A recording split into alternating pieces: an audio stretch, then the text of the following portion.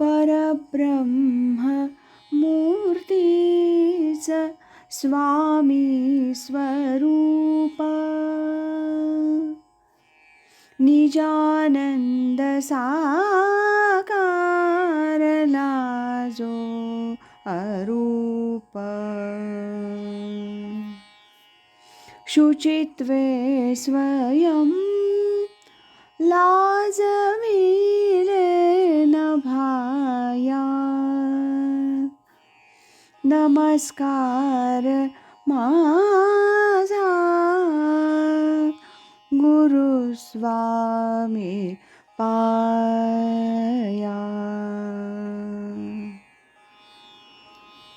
परमपूज्य स्वामी स्वरूपानंद जीवन साहित्य दर्शन या डॉक्टर अशोक कामत आणि प्राध्यापक कुलकर्णी तथा स्वामी प्रज्ञानंद यांनी संपादित केलेल्या पुस्तकातील आज ऐकूया पहिल्या विभागातील डॉक्टर वी. करंदीकर यांनी लिहिलेल्या रामकृष्ण, विवेकानंद आणि स्वामी स्वरूपानंद या लेखाचा भाग दुसरा. आध्यात्मिक प्रवृत्ती आणि तिचा आविष्कार. या तिघांच्याही ठायी असलेली आध्यात्मिक प्रवृत्ती जन्मसिद्ध होती. त्यांच्या आयुष्यात त्या प्रवृत्तीचा आविष्कार होण्यास घडलेली निमित्त वेगवेगळी होती. निसर्गाचं एक अतीव सुंदर दृश्य पाहताना 7-8 वर्षांचा गदाधर भावाविष्ट होऊन गेला.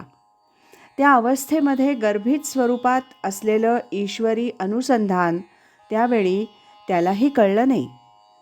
त्याचा पहिला जाणीवपूर्वक आविष्कार त्याच्या वयाच्या 17-18व्या वर्षी कोलकात्याला आल्यावर पोट भरण्याची विद्या मला नको आहे, ज्या योगे ईश्वराचं दर्शन होईल अशी विद्या मला हवी आहे, या आपला थोरला भाऊ रामकुमार याला गदाधरानं दिलेल्या उत्तरात झाला.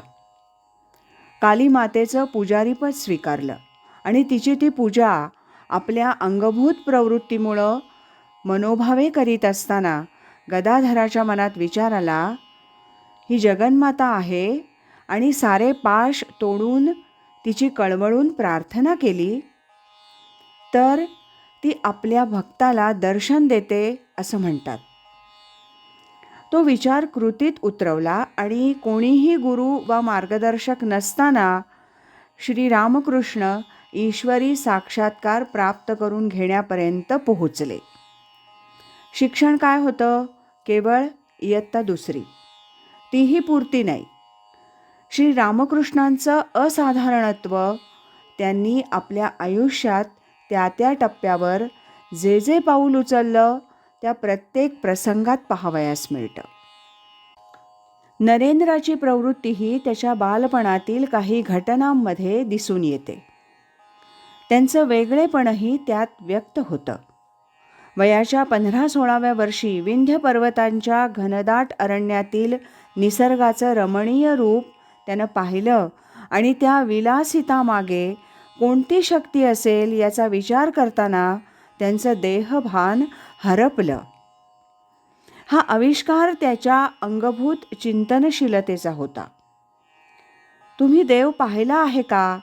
हा नरेंद्रानं अनेकांना विचारलेला प्रश्न कोणत्याही प्रश्नाच्या मुळाशी जाण्याची त्याची प्रवृत्ती दर्शवणारा होता.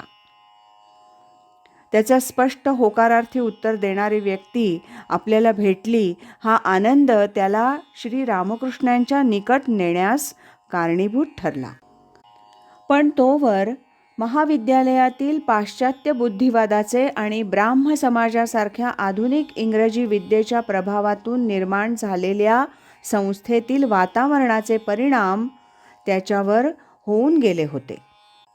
त्या प्रकाशात श्री रामकृष्णांच्या हर एक छोट्या मोठ्या विधानाचं परखड परीक्षण तो 2.5 वर्ष करीत राहिला.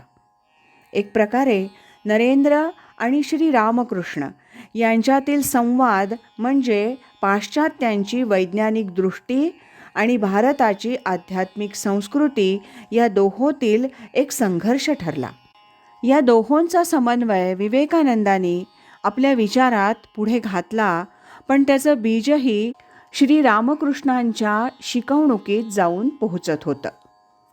असा हा गुरु आणि शिष्य यांचा एक आगळा वेगळा संबंध आहे. विवेकानंदांची अभ्यासाची ही बाजू स्वरूपानंदांतही होती. आपले एक निकटचे मित्र काकासाहेब लिमये यांना 17 ऑगस्ट 1931 या दिनी त्यांनी एक पत्र लिहिलं आहे. सर्व धर्मांच्या मूलतत्वांचा अभ्यास आपण करीत आहोत. उपनिषदांचं वाचन चालू आहे आणि पाश्चात्य आणि पौर्वात्य नीतितत्वांचा अभ्यास करीत आहे, असा उल्लेख त्यात आहे. यावेळी त्यांचं वय 28 वर्षांचं होतं. त्यांच्या ठिकाणी असलेल्या चिकित्सक वृत्तीचा प्रत्यय आपल्या गुरूंना त्यांनी जे नाना प्रश्न विचारले आहेत त्यात आपल्याला येतो.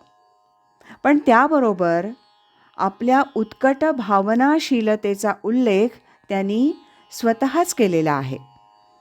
गुरुविषयींचं त्यांचं प्रेम आणि त्यांची केलेली सुबोध काव्यरचना यात त्याची साक्ष मिळते.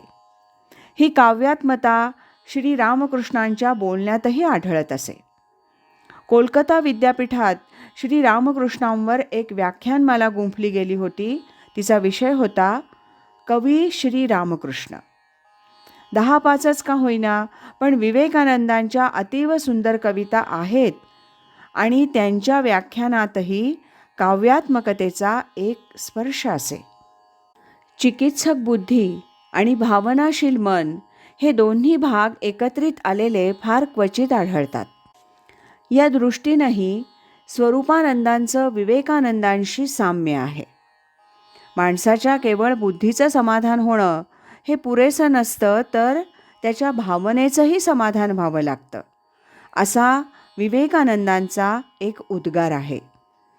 स्वरूपानंदांवर रामकृष्ण विवेकानंदांचा प्रभाव होता हे त्यांनी केलेल्या उल्लेखांवरून आपल्याला समजतं.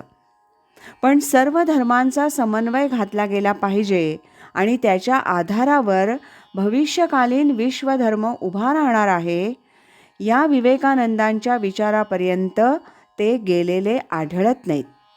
त्यांचं लेखन आणि त्यांनी केलेला उपदेश हे भाग ज्ञानदेवांच्या ग्रंथांच्या मर्यादित राहिले. आज इथेच थांबूया. यानंतरचा भाग आपण उद्या ऐकूया.